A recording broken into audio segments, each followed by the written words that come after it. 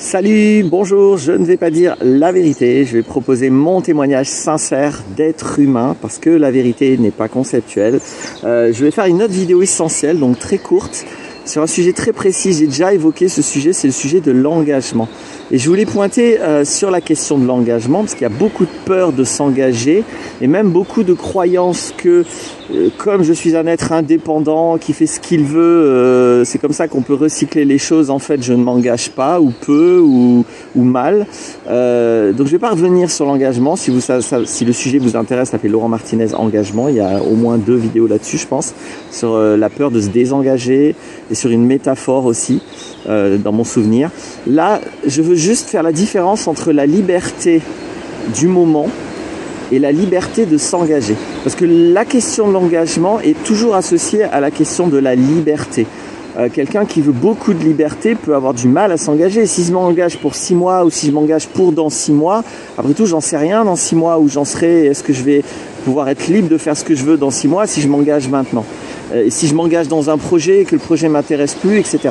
Donc la question de la liberté est associée à la question de l'engagement. Et donc, pour être beaucoup plus clair avec cette capacité de s'engager, qui nécessite la capacité de se désengager, c'est très important de distinguer la liberté du moment avec la liberté de s'engager. La liberté du moment, c'est la liberté maintenant de faire ce que je veux. Ce dont j'ai envie, ce que la réalité me présente. Et peut-être qu'il y a 5 minutes, la vie me présente une opportunité qui est géniale pour moi. Et si jamais je suis engagé ailleurs, je fais quoi? Si je vais me marier et que je rencontre Brad Pitt, je fais quoi? C'est ça la question. Donc la liberté du moment, c'est une chose. Et c'est important de pouvoir se donner de l'espace pour vivre cette liberté du moment. Mais c'est important de jamais oublier que la liberté de s'engager, je vais vraiment l'expliquer comme ça, c'est une vraie liberté parce que ça permet de construire avec d'autres personnes. La liberté du moment, je peux construire les choses tout seul, je peux tout faire tout seul. Mais s'engager, ça ne doit pas être une obligation, ça ne doit pas être une appartenance à quelqu'un ou à quelque chose ou à un groupe ou à une idéologie. La liberté de s'engager, c'est une vraie liberté. C'est ce qui va me permettre à moi de construire avec d'autres. Et évidemment que quand je construis en couple ou quand je construis dans un groupe, j'ai beaucoup plus de puissance de construction. Je peux construire des projets plus grands, plus vastes, qui font des choses plus importantes, plus sacrées, plus je ne sais quoi. Et donc c'est très très important de ne jamais oublier que je ne peux pas construire grand-chose avec les autres sans cette liberté de s'engager.